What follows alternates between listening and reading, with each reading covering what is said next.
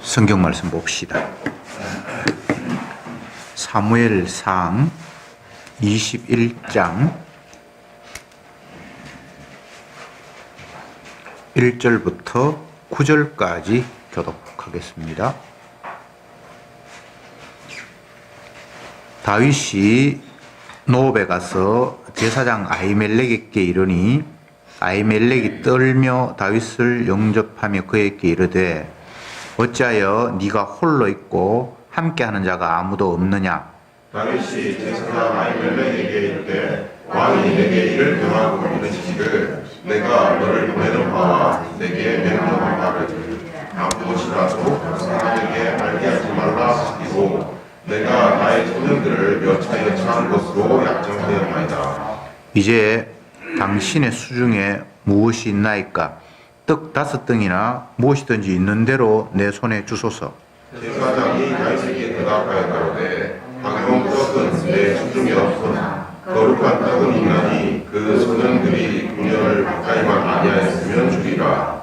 다윗이 제사장에게 대답하여 가로되 우리가 참으로 3일 동안이나 분열을 가까이 하지 아니하였나이다. 나의 떠난 길이 보통 여행이라도 소년들의 그릇이 성결하겠거든 하물며 오늘날 그들의 그릇이 성결치 아니하겠나이까 하매 제사장이 그 거룩한 떡을 주었으니 거기에는 진설절명 곧 여호와 앞에서 물려낸 떡밖에 없으니라. 이 떡은 더러운 떡을 드리는 날에 물려낸 것이라. 그날에 사울의 신하 한 사람이 여호와 앞에 머물러 있었는데 그는 도액이라 이름하는 에돔 사람이요 사울의 목자장이었더라. 다윗이 아히멜렉에게 이르되 이 당신의 수에 찍나 칼이 없나이까 너의 이름으로 내가 내 칼과 은혜를 가질지로 하였나이다. 제사장이 가로되 네가 엘라 골짜기에서 죽인 블레셋 사람 골리앗의 칼이 보자기에 쌓여 에봇 뒤에 있으니 네가 그것을 가지려거든 가져라. 여기는 그 밖에 다른 것이 없느니라. 다윗이 가로되 그 같은 것이 또 없나니 내게 주소서. 아멘. 계속해서 도망다니는 다윗의 상황, 꽤 길게 도망자 생활을 다윗은 했습니다. 본인의 의사와 상관없이 왕이 자기를 미워하고 죽이려 하는 그런 상황에 처했고, 그래서 죽음을 피해서 이곳저곳 다니는 삶을 다윗은 진행하고 있습니다. 이 모습은 예수님의 모습을 담고 있습니다.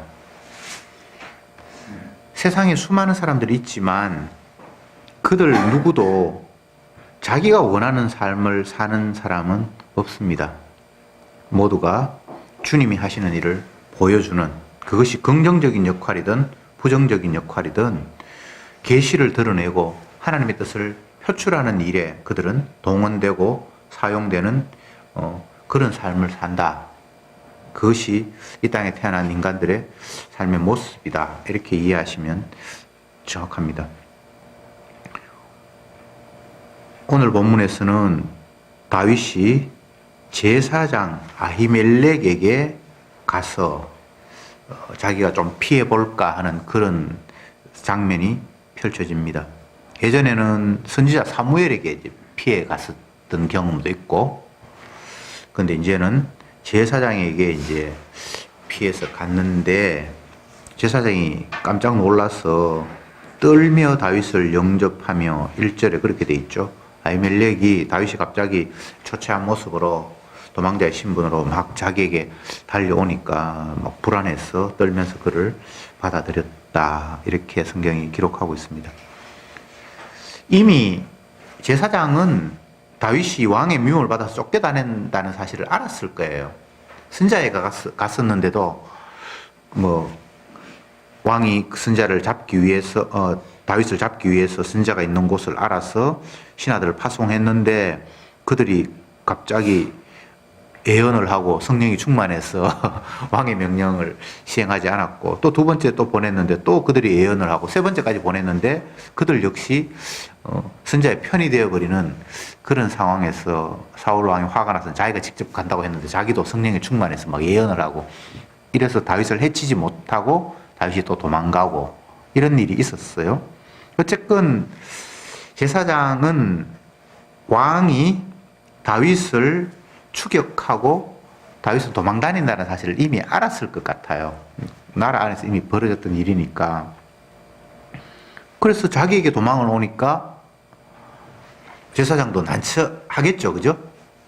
그래서 일단은 좀 두려운 마음으로, 그렇다고 해서 내칠 수는 없고 그렇게 영접을 해서 네가 장군인데 어떻게 따라다니는 병사도 한 명 없이 그리고 혼자 이곳에 왔느냐 이렇게 물으니까 다윗이 거짓말로 왕이 나에게 비밀 지령을 내려서 내가 몰래 이렇게 다닙니다. 그리고 내 병사들은 지금 다른 곳에 딱 이렇게 숨겨놨습니다.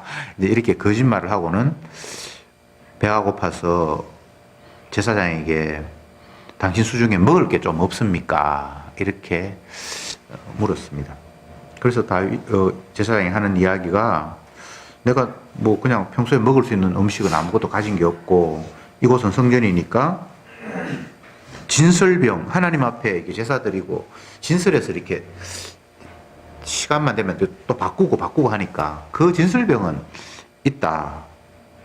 만약에 네가 분열을 가까이 하지 않고 성결하다면 내가 이 진설병을 줄 수 있다. 그렇게 해서 나는 며칠 동안 바쁘게 쫓아다니느라고 부녀와 가까이 한 적도 없고, 그러니까 그걸 주십시오 해서 이제 그렇게 그걸 먹었다. 이런 이야기가 또 기록이 되어 있습니다. 이게 참 성경을 해석하는 데 있어서 굉장히 걸림돌이 되는 본문입니다. 구약의 율법에 따르면 하나님 앞에 진설한 그 진설병은 제사장 외에는 먹지 못하게 되어 있습니다. 그런데 다윗은 그걸 달라고 했고, 또 제사장은 뭐 조건을 달았지만 3일 동안 뭐 여자들을 가까이 한 적이 없으면 내가 주겠다. 그래서 해서 먹고 이런 장면이 나옵니다. 이걸 이해하기 위해서는 신약 성경을 한번 펴보겠습니다. 마태복음 12장 1절부터 제가 읽어드리겠습니다. 마태복음 12장 1절부터 그때에 예수께서 안식일에 밀밭 사이로 가실새 제자들이 시장하여 이삭을 잘라 먹으니 바리새인들이 보고 예수께 고하되 보시오 당신의 제자들이 안식일에 하지 못할 일을 하나이다. 예수께서 가라사대 다윗이 자기와 함께한 자들이 시장할 때에 한 일을 읽지 못하였느냐. 그가 하나님의 전에 들어가서 제사장 외에는 자기나 그 함께한 자들이 먹지 못하는 진설병을 먹지 아니하였느냐. 또 안식일에 제사장들이 성전 안에서 안식을 범하여도 죄가 없음을 너희가 율법에서 읽지 못하였느냐. 내가 너희에게 이르노니 성전보다 더 큰 이가 여기 있느니라. 나는 자비를 원하고 제사를 원치 아니하노라 하신 뜻을 너희가 알았다면 무죄한 자를 죄로 정치 아니하였으리라. 인자는 안식일의 주인이니라 하시니라. 우리가 잘 아는 본문이죠. 예수님과 제자들이 안식일 날 길을 가고 있는데 제자들이 배가 고파서 벼 이삭을 이렇게 손으로 비벼서 먹었는데 그 광경을 보고 있던 바리새인들이 예수님을 향해서 공격하면서 어떻게 당신의 제자들은 안식일에 하지 못할 일, 안식일을 어겼느냐? 안식일 날 이렇게 벼를 비벼서 먹는 거는 이제 노동하는 것으로 그들이 간주하고 왜 그렇게 안식일 날 노동하지 말라고 성경에는 일을 했는데 당신의 제자는 노동을 했고 당신은 그걸 꾸중도 하지 않고 그냥 내버려 두냐라고 예수님께 시비조로 물었을 때 예수님께서 하시는 이야기가 오늘 읽은 다윗의 진설병 먹는 이야기를 끄집어 온 거예요. 너희가 구약 성경에서 다윗이 도망자로 쫓겨다닐 때 배가 고파서 성전에 있는 진설병을 달라고 해서 먹은 거 너희들이 읽었지? 이렇게 예수님이 역으로 질문을 한단 말이죠. 유대인들은 다윗을 굉장히 존경하는 인물로 그들의 조상 가운데서 가장 훌륭한 사람으로 다윗을 생각을 했어. 다윗이 설마 잘못을 저질렀다거나 불의한 일을 했다거나라고 생각한 사람이 없어요. 그런데 예수님께서 다윗을 거론하면서 너희들이 지금 배고파서 벼이삭 베어 먹는 내 제자들을 안식일 어기겠다고 지금 꾸중을 하는데, 그러면 너희들이 존경하는 다윗은 배가 고파서 허덕일 때에 안식일 어기는 정도가 아니라 제사장만 먹어야 하는 그 진설병을 그들이 먹었잖아. 그건 어떻게 생각하니? 이렇게 역으로 질문을 했단 말이죠. 그러면서 이제 그것으로 끝나는 것이 아니라, 제사장은 안식일 날 일한다. 그들이 제사 지내고 하는 게 그게 안식일 날 하는 일인데, 그래도 그들은 안식을 어긴 게 아니잖아. 이렇게 이야기를 합니다. 그 말은 무슨 말인가 하면, 예수님이 뭔가 일하시는 것은 제사장이 안식일 날 일하는 거하고 동일하게 취급을 하시는 거예요. 이 부분은 조금 더 상세히 설명해야 됩니다. 안식일에 원래는 일을 못 하는데 제사장은 뭐 일을 하잖아요. 그렇죠, 그죠? 이거는 안식을 어기는 게 아니라 안식을 주는 행위란 말이죠. 그게 왜 이런 이야기를 하느냐 하면, 예수님 자신이 지금 하는 일이 이 제사장이 안식 주기 위해서 안식일날 일하는 거하고 똑같은 일을 지금 하고 있다라고 자기를 설명하고 있는 거예요. 그러니까 단순히 안식일의 규정은 노동 금지. 그런데 제사장은 안식일날 제사를 지내는 일을 하고 있는 거예요. 노동을 하고 있는 거예요.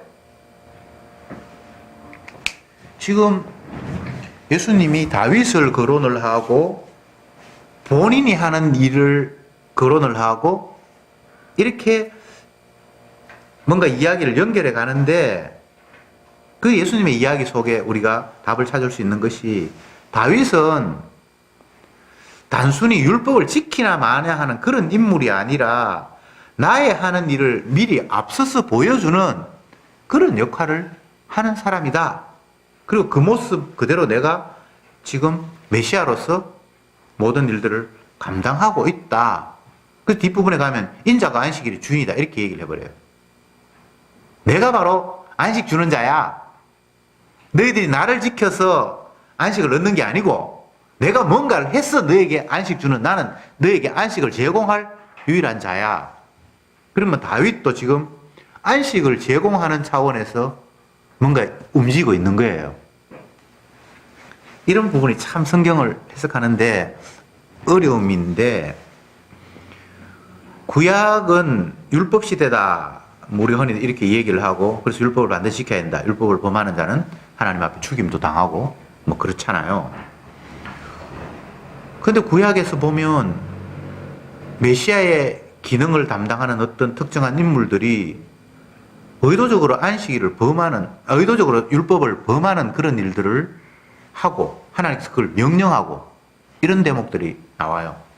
대표적으로 보면 모세는 구스인과 결혼을 해요. 이방인이죠, 그죠? 네. 그 이방인과 결혼하지 말라고 했는데, 그리고 다윗 같은 사람은 진설병을 먹어요. 뒷부분에 가면 다윗이 제사장만이 제사를 드릴 수 있는데, 제사장에게 이 오늘 본문에 나타난 아히멜렉의 아들, 이제 이 나중에 제사장이 되는데, 그 아들에게 에봇을 가져오라 해서 자기가 그걸 입고 하나님 앞에 기도하는 이런 장면도 있어요.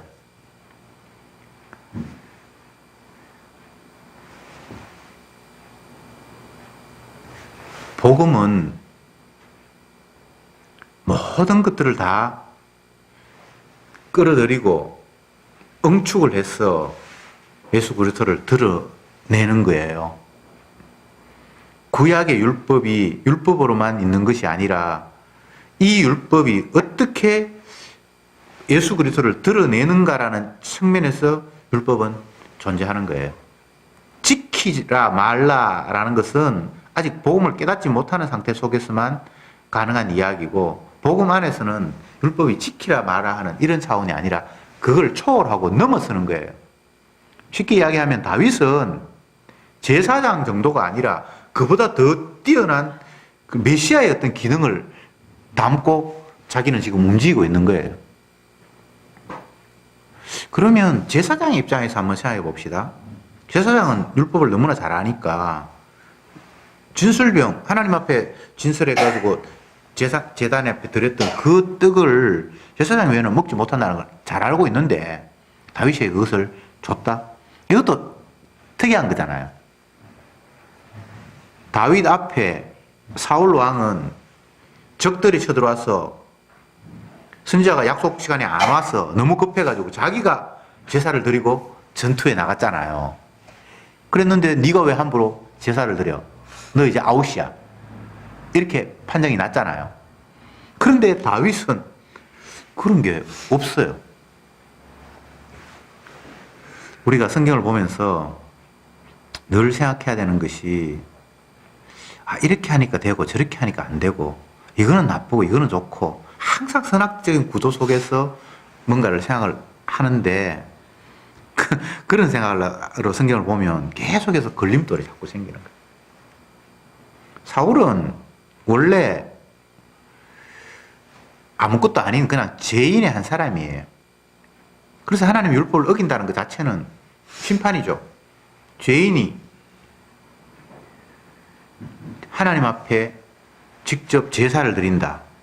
제사를 드리는 건 선지자나 제사장이나 할 수 있는 일인데 자기가 제사를 드렸다. 그거는 용납이 안 되는 거예요. 그러면 다윗은 사울과 같은 존재가 아니에요. 장차 나타나실 메시아의 모습을 자기 몸에 담고 있어요. 그래서 율법을 넘어서는 일을 막 하고 있어요. 그러니까 이제 성경이 똑같은 관점에서 보면 이해가 안 되는 거죠. 자, 그건 그좀 이야기해 놓고, 그 다음에 이야기를 보면 또 재미가 있는 것이, 이제 배가 고파서 진설병을 먹었습니다. 배가 좀 이제 찼습니다. 그랬는데 이제 자기가 제사장에게 가서 진설병을 먹고 이런 모습을 어떤 사람이 봤어요. 여기 도액이라는 사람인데, 이 도액은 누구냐 하면 사울의 목자장. 그러니까 사울 왕의 그 짐승을 총괄해서 이렇게 관리하고 하는 그런 목자장인데, 이 사람이 다윗을 봤잖아요. 이 사람이 이제 나중에 가서 왕에게 고자질 하거든요.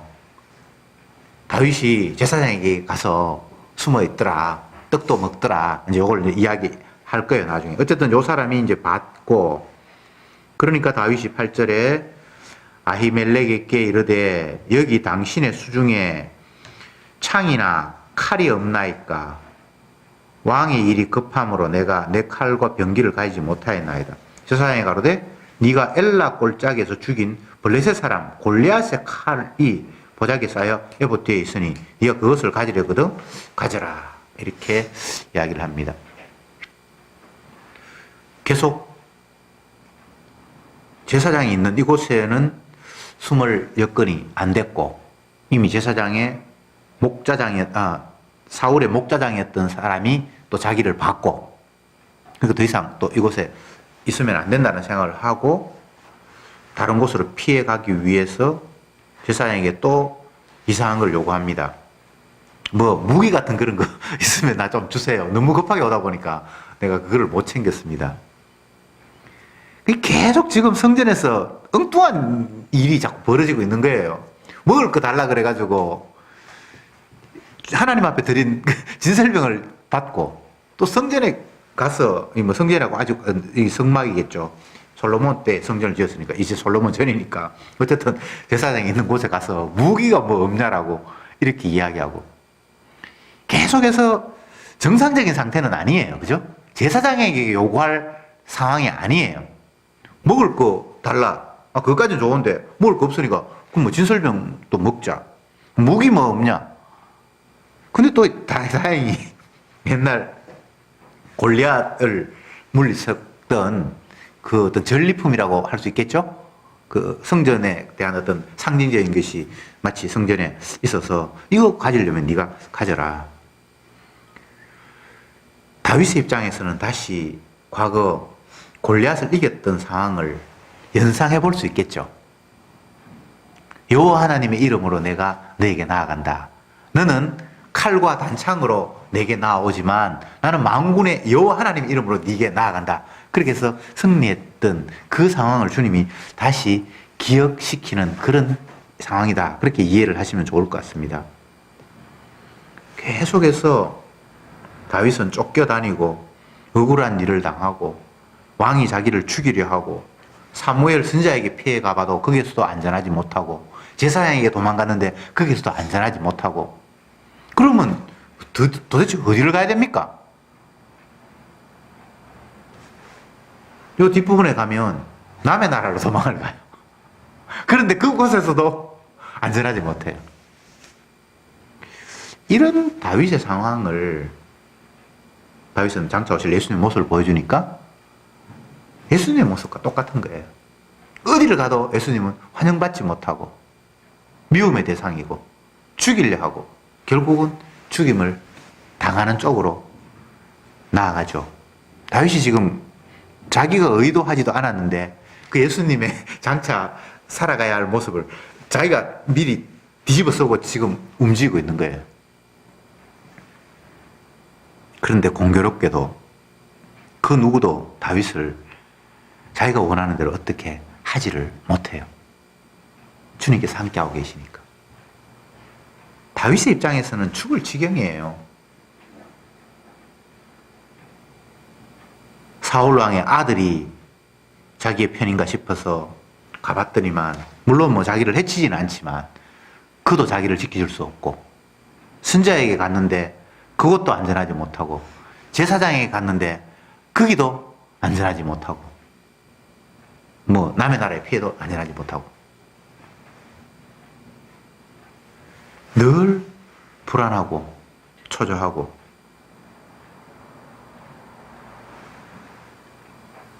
예수님의 운명은 그러했습니다.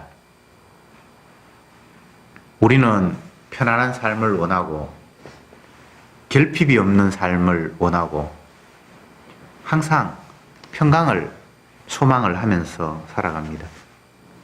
그런데 정작 예수님의 삶을 보면 단 한순간도 편한 적이 없었어요.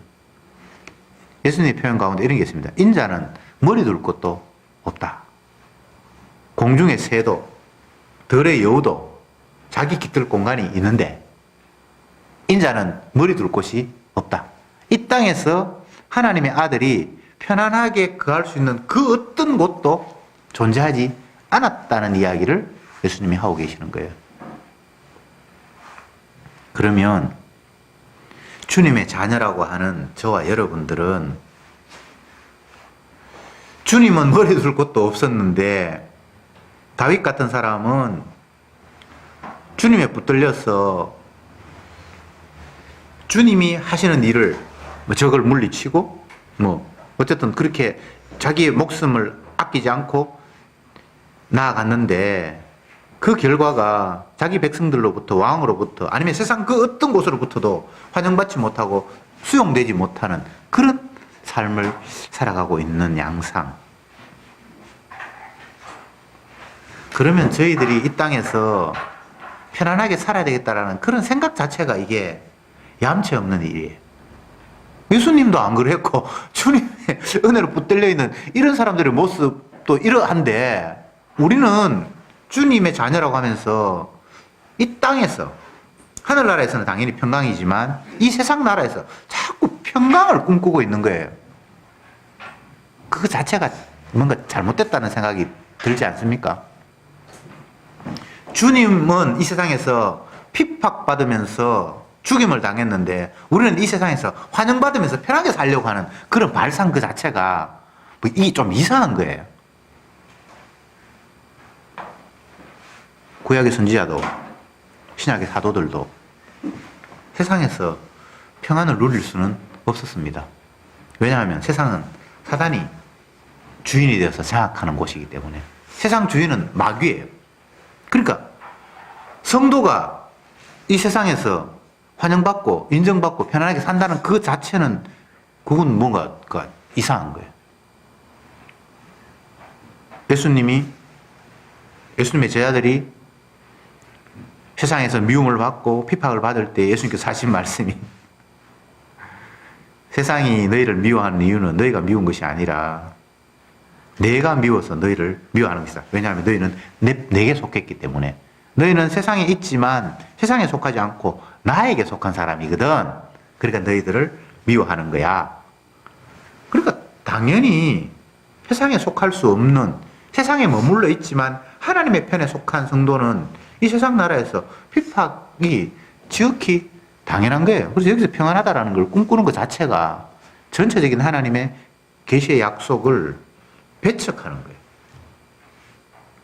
머리 놓을 것도 없었다고 예수님께서 말씀하셨는데 우리는 이 세상이 너무 편안해. 그러면 그건 뭔가 좀 정상적인 상황은 아니에요. 내 나라도 아닌데 이곳이 여기가 좋사오니까 될 수가 없잖아요.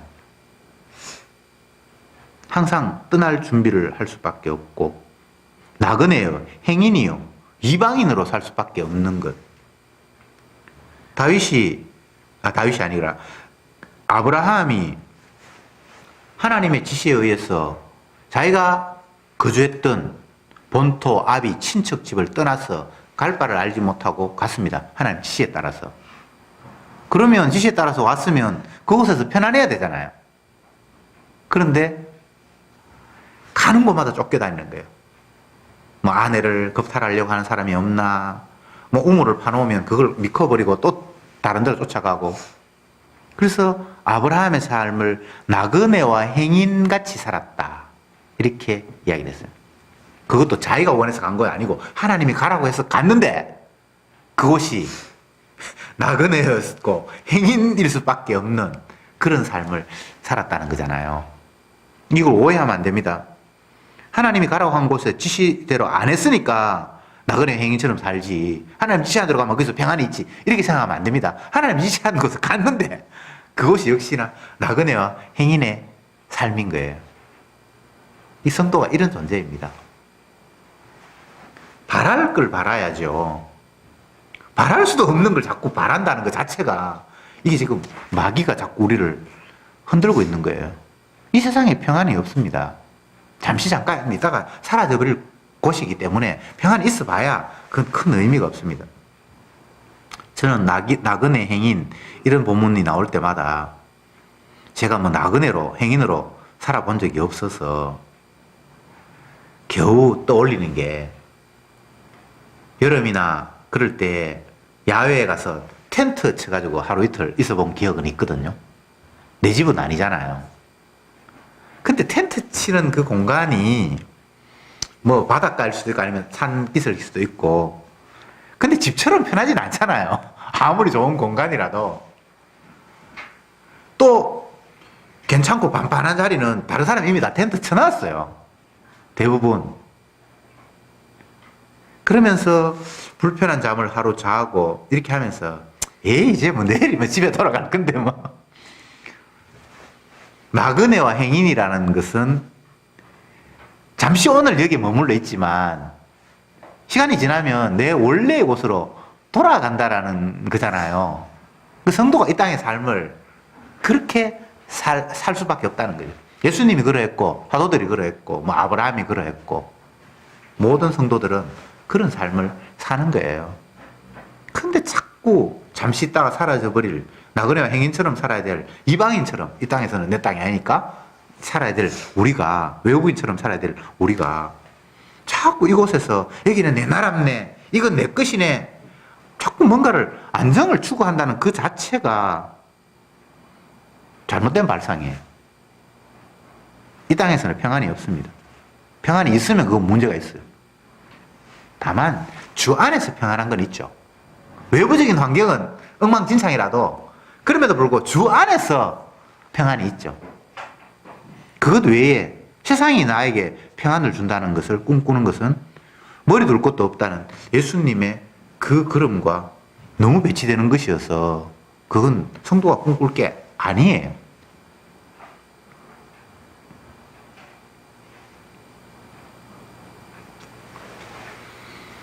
다시 한번 생각해 봅시다. 다윗이 이렇게 비참하게 쫓겨다니고 굶고 배가 고파서 진설병을 먹을 수밖에 없는 이런 극한 환경. 제사장이 찾아가서 무기 좀 달라고 이거 뭐 어디 우물가에 가서 숭늉 찾는 것도 아니고 말이죠. 정말 극한 상황을 지금 이야기하고 있잖아요. 근데 주님이 제시하시는 것은 골리앗 앞에 네가 섰던 그 시절을 기억해봐라. 이렇게 주님이 말씀하고 계시는 거예요. 골리앗 앞에 설 때도 다윗은 아무것도 없었습니다. 그 강한 상대 적장 앞에 어린 목동이 가지고 있는 것은 아무것도 없었어요. 물맷돌 있었잖아요. 물맷돌 그거는 무기가 아니에요. 적장이 자기 앞에 다가오는 어린 소년 다윗에게 한 말이 무슨 말입니까? 야 이놈아, 네가 나를 개로 여기냐? 뭐 막대기 하나 들고 오냐라고 이야기를 했어요. 그게 인간적인 관점에서의 현실이에요. 그는 키도 엄청나게 크고 창과 방패를 가지고 말을 타고 탁 있는데 어린 소년은 뭐 막대기 하나 들고 쫄래쫄래 오니까 이게 지금 뭐 장난치는 것도 아니고 말이죠. 근데 그 상황에서 주님이 다윗과 함께 하셨고 주의 이름이 그와 함께 하셨잖아요. 언약이 그와 함께 하셨잖아요. 지금 다윗이 쫓겨다니는 상황에서 다시 골리앗의 상황을 떠올리게끔 네가 빼앗았던 그 칼을 다시 한번 생각해봐라. 주님께서 이렇게 말씀하고 계시는 거예요. 쫓겨다니고 뭐 제사장에게 갈 수도 없고 또 선자에게도 갈 수 없고 어디도 갈 수 없는 그 상황 속에서 주님께서 그에게 들려주신 말씀, 골리앗 앞에 섰던 그 시절을 네가 돌이켜 보아라. 이 성도는 이제 이렇게 살아가는 거예요. 저와 여러분들에게 기대할 것은 주님의 약속. 주님의 약속을 뭐 성경 전체가 다 주님의 약속이지만 신약에 와서 한마디로 이야기를 하면 결국은 주님이 우리를 사랑하셔서 우리를 대신해서 십자가에서 피 흘렸다라는 이 약속을 우리에게 들이밀고 있는 거거든요. 성도에게는 그것 외에 다른 소망은 없어요. 사망의 음침한 꼴짜기로 다닐지라도 해를 두려워하지 않을 것은 여호와의 손이 나를 안보하심이라. 사망의 음침한 꼴짜기로 다니는 게 성도의 삶이에요. 왜? 세상 속에 우리가 놓여 있으니까. 세상은 우리를 집어삼키려고 우는 사자떼들이 집어삼키려고 하는 그 환경 속에 성도는 놓여 있거든요. 요한계시록에 보면 그런 표현이 있죠. 용이 아이를 낳았는데 그걸 집어삼키기 위해서 달려온다. 그런 표현이죠. 물론 예수님을 집어삼키는 거지만 예수님의 자녀들, 성도들도 마찬가지예요. 세상은 성도들을 그냥 내버려 두지 않아요. 마귀가 그 역할을 맡았으니까. 그래서 우리는 사망의 음침한 꼴짜기로 다니는 게 이 땅에서의 삶이에요. 편안하다 이렇게 생각하면 안 돼요. 편안한 곳은 주님의 나라, 우리의 본향이 편안한 곳이지 이곳에서는 내가 편안하다라는 그 발상 자체가 뭔가 잘못된 거예요. 마귀가 우는 사자들처럼 우리를 집어삼키려고 하는 사망의 골짜기가 이곳이에요. 그런데 두려워하지 않는 것은 주의 팔이 나를 안보하시는 거거든요. 이것을 로마서의 표현으로는 로마서 8장 한번 볼까요? 잘 아는 거지만 한 번씩 자꾸 찾아봐야 또 기억을 하고 하겠죠.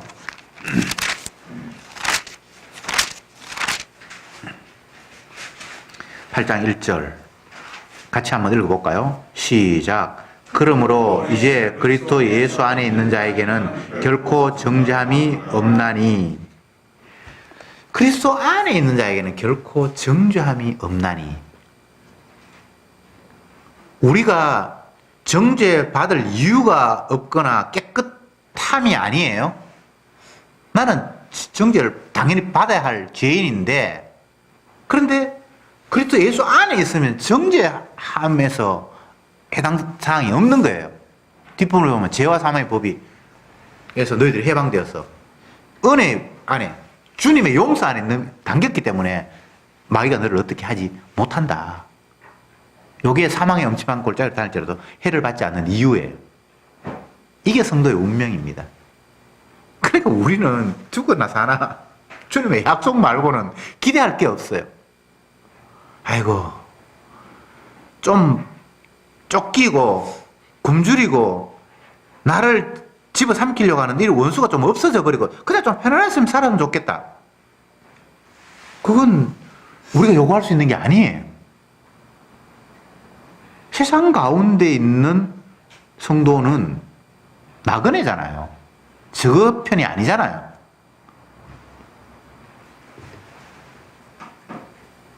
이스라엘 사람이 쓴 소설을 제가 요즘 읽고 있는데 그 사람이 32년생이던가? 어쨌든 자기가 어릴 때 국가 이스라엘이 1947년에 독립이 2차 대전 끝나고 47년에 독립됐다고 해요.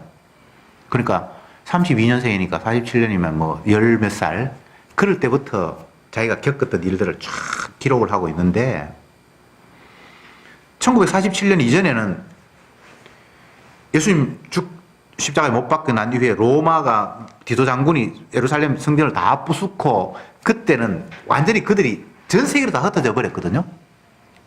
다른 나라에 가서 유대인이라고 그러면 뭐 특히나 독일 이런 데는 엄청나게 핍박을 받으면서 살았잖아요. 그리고 숨어서 그냥 이스라엘 그 땅에서 그냥 이방인들이 지배하는 거기에서 숨죽여서 그냥 살았던 몇몇 이스라엘 사람들 있었고 그런데 47년에 해방이 되어서 여기는 이스라엘 땅이다 라고 2차 대전 승리했던 영국과 미국이 그렇게 선포를 해 주었는데 그 당시의 상황에서 보니까 그 이스라엘 땅이 온전한 이스라엘 땅이 아니고 예루살렘이 있는 그 성벽이 있는 그곳에는 누구도 타치할 수 없는 그런 공동 그런 지역이고 이스라엘 땅이라고 선포된 그 가운데도 팔레스타인 지역을 두 군데를 설정해서 그 팔레스타인 사람들 워낙 많으니까 못 쫓아내니까 그렇게 해서 해방이 됐답니다. 근데 지금도 계속 그게 유지되고 있고 최근에 트럼프 대통령이 예루살렘은 이스라엘의 수도라고 해주자 그렇게 강제로 얘기했는데 그것도 그렇게 제대로 마음대로 못하는 거기서 자기가 뭐 성전을 짓고 싶으면 지어야 되는데 그렇게 못하는 거예요. 너무 그 중동 사람들이 이스라엘 사람들을 싫어해가지고 이것들이 감히 굴러온 돌이 어디 박힌 돌을 빼내. 지금도 그게 계속이 되고 있어요.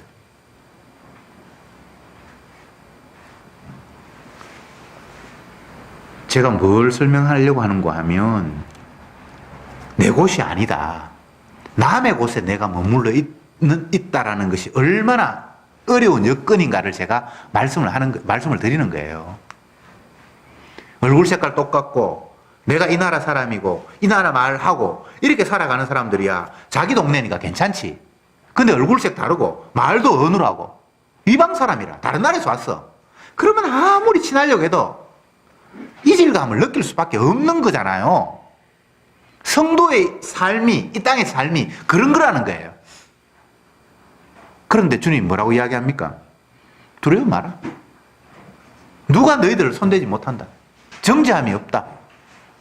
이렇게 주님이 말씀을 하시는 거예요.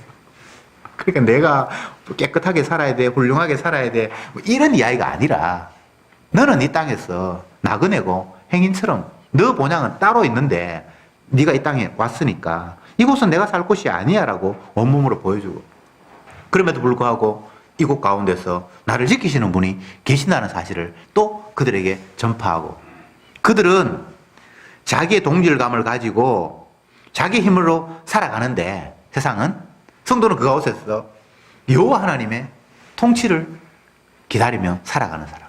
너희들은 먹고 마시는 거로 살아. 나는 하나님의 말씀으로 사는 자야. 완전히 이질감을 보여주라고 우리를 이곳에 두셨단 말이죠. 그러면 여러분들은 날마다 이질감을 나도 모르게 그냥 보여줄 수밖에 없어요. 다윗의 삶이 그런 삶이에요. 자기가 의도하지도 않았는데 주님이 그를 붙들고 가시니까 온 가는 곳마다 미움의 대상이라 못 잡아먹어서 한장을 하는 거예요. 그래서 이렇게 쫓겨다니는 거예요. 이게 저와 여러분들의 삶이에요. 어디를 갔나 여러분들 환영받을 곳이 없습니다. 직장에 가든 뭐 친척들이 모이든 뭐 어디를 가도 주님이 우리를 쥐고 흔들면 내가 잠잠하게 그냥 그들에게 탁 숨어 있으면 괜찮은데 주님이 나를 움직이면 나는 완전히 개밥에 도토리 되는 거예요. 근데 그게 감사한 일이에요. 내가 이곳에 소속되어 있는 것이 아니라 나의 본향은 따로 있구나라는 것을 주님이 우리에게 가르쳐 주시는 거니까. 내가 자꾸 천국을 꿈꾼다고 해서 천국 사람이 되는 게 아니에요. 세상 가운데서 내가 뭔가 다르다라는 것을 느낄 수밖에 없도록 주님이 너는 이곳에 소속된 거 아니야.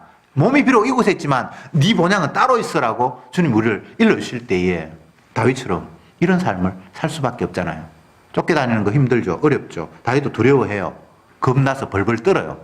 그런데 이 뜨는 상황 속에서 주님이 다시 한번 골리앗을 이겼던 그 상황을 기억해 보라고 우리에게 찾아오시는 그 주님.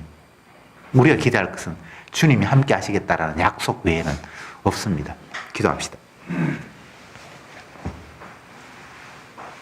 너는 칼과 창과 단창으로 내게 나아오지만 나는 만군의 여호와의 하나님 이름으로 네게 나아간다.